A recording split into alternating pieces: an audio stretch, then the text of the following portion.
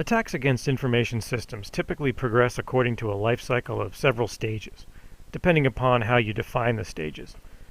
Here I discuss a life cycle of 5 stages, but be aware that many such lists are discussed in the literature, lists that differ depending on how the author chooses to categorize the attack activities. The first stage consists of information gathering, where the attacker obtains as much information as possible about the target in order to enable the attack to be conducted in an informed manner. This initial stage is probably the most important stage for the attack because it allows the attacker to define the overall attack strategy. Following the information gathering stage comes the exploit or penetration stage, in which the attacker achieves an initial compromise of the target system, opening the door for a privilege escalation. Having successfully penetrated the target, the attacker then establishes a foothold in the third stage. This is where the full attack infrastructure is put in place, typically in the form of installation of some type of backdoor and command and control software, giving the attacker a large degree of control of the target system. Once the foothold is in place, the attack moves into its operational stage, Stage 4, in which the next steps of the attack are conducted and access is maintained. If the affected system is the ultimate target of the attack, this stage, for example, may entail data theft from the target system. Otherwise, the attack may progress to the next target system, and perhaps other systems beyond. In this case, further reconnaissance may be required, given that information gathering may now be conducted from a new vantage point that was not accessible during the earlier information gathering stage. Finally, in the cleanup stage, the attacker is done with the target system and backs out, attempting to leave no forensic evidence of the attack itself. In this lecture, I will discuss the first stage, information gathering, with focus on 4 main techniques: DNS reconnaissance, Whois Reconnaissance, fingerprinting, and port scanning. DNS functions as the Internet's phone book, providing a mapping of IP addresses to host names, as well as other information about a domain. DNS records provide an attacker with valuable information regarding potential attack points. Such DNS reconnaissance provides a means of enumerating hosts on a target network in a more covert manner than direct scanning, because DNS queries may not be monitored by an IDS. Thus, from an attack perspective, there is low risk of detection. In general, there are 2 main categories of DNS reconnaissance: zone transfers and forward backup brute force lookup. The zone transfer is the process of replicating full DNS information for an organization between primary and secondary DNS servers. A properly configured primary DNS server will only grant a zone transfer to a legitimate secondary DNS server. But if the primary is not properly configured, an attacker may be able to perpetrate a zone transfer and obtain full DNS information for an organization. Such misconfiguration should be very rare, and thus attackers generally must resort to the brute force methods. Brute force methods attempt to enumerate hostname and address pairs by guessing host names and looking up IP addresses, or vice versa. This can be done manually using the NSLOOKUP tool, or in a more automated fashion, using a brute force enumeration tool such as the Fierce scanner. Here's an example of a simple manual brute force reverse DNS lookup. Suppose we know that www.ist.psu.edu is a host in our target domain of ist.psu.edu. We can use the NSLOOKUP command to obtain the IP address for this host. The results provide us with the IP address and also tell us that this hostname is an alias for ist.psu.edu. At this point, we have one hostname/IP address pair for our target domain, but we want more. Assuming a zone transfer is not possible, we can attempt to guess host names using common names. For example, we might attempt to look up the IP address for www.2.ist.psu.edu or mail.ist.psu.edu. Alternatively, we might try reverse lookups against IP addresses close to that of the one we know. Here we see two lookup attempts against two IP addresses sequentially prior to the address of ist.psu.edu. One of the addresses has no associated DNS record, but the other does. What is interesting about this discovery is the hostname, ist.www.dev. The dev in the hostname might indicate that this is some form of development host. The Whois service provides information about a registered domain. This service can be queried using the command line Whois tool or with web-based equivalents. This example shows information for the psu.edu domain, including administrative and technical point of contact information, as well as information for authoritative DNS servers. The information may not seem like much, but contact information, including addresses and phone numbers, may provide a basis for social engineering attacks, as well as dumpster diving attacks.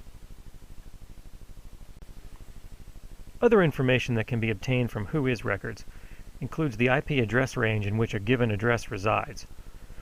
In this example, I've used the web-based Whois interface for ARIN, the American Registry for Internet Numbers. You can obtain this output by simply entering an IP address at the query prompt instead of a domain name. Here I've used the IP address we obtained in an earlier example. We can see that this address resides within a 16-bit subnet, a subnet with a name implying association with the computer science department. This information would potentially be very useful to us if we wanted to perform any of a wide variety of address-based information gathering tasks, such as reverse DNS lookups or port scans. Fingerprinting is the process of making a determination regarding the characteristics of a remote service or machine by observing traffic originating from that machine. Such fingerprinting can be accomplished in an active or passive manner. In active fingerprinting, the analyzed traffic is elicited from the target as a response to some form of probe traffic, whereas passive fingerprinting relies entirely upon opportunistically watching the wire for traffic originating from the target. The obvious advantage of this latter approach is stealth. The target has no observable data with which to detect the passive monitoring. In general, fingerprinting requires a database of signatures against which a new observation is compared for purposes of identification. For example, operating systems can be fingerprinted based on differences in TCP header values. This is due to the fact that different OSs implement the TCP stack in slightly different ways, leading to telltale signatures that can be exploited for fingerprinting purposes. Applications can also be fingerprinted based on their behavior. Web servers, for example, can be trivially fingerprinted based on their HTTP banners in cases where the web server is not configured to obfuscate its identity. However, even in cases where a web server has been configured to return an incorrect banner, the true type of web server may be determined through its behavioral characteristics. In particular, different web servers handle the HTTP protocol in different ways, particularly with regard to how they respond to malformed web requests.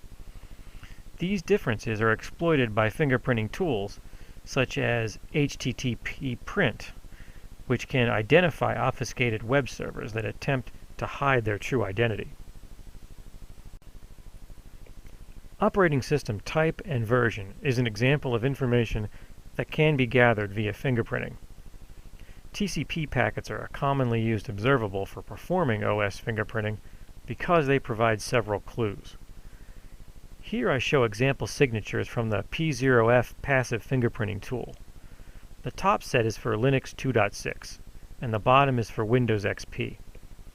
These signatures contain information regarding TCP parameters, including TTL, length of IPv4 options, maximum segment size, window scaling factor, and TCP options. The main differences evident here are the TTL and window size parameters. These signatures tell us that Linux 2.6 uses a TTL of 64, whereas Windows uses a TTL of 128, and that Windows uses a TCP window size of 65/535, whereas Linux uses a window size that is a multiple of the maximum segment size. We can also see a variety of differences among the TCP option flags, but note that these differ within each operating system as well as between them. One of the most widely used reconnaissance techniques is port scanning. Port scanning is the process of sending probe packets to specific TCP or UDP ports in order to infer what applications are running on a target machine, as well as other information.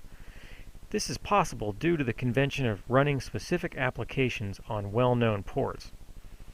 Various conditions on the target machine can be inferred from responses to TCP or UDP probe packets. In cases where the host is up and the service is listening on the target port, a TCP-based application will respond with a SYN-ACK packet in an attempt to complete the three-way handshake initiated by the probe packet. The UDP application will respond or not, depending on how it is designed.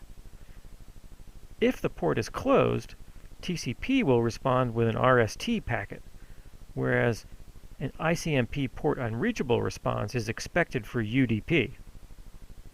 If, on the other hand, the host is down, we expect an ICMP host unreachable response from the gateway router, assuming the router has not been configured to prevent such ICMP traffic. And we expect this in both TCP and UDP cases. If a firewall is in the path to the target and is filtering our probe traffic, the expected response depends on how the firewall is configured. Firewalls can drop traffic silently, in which case no response is expected.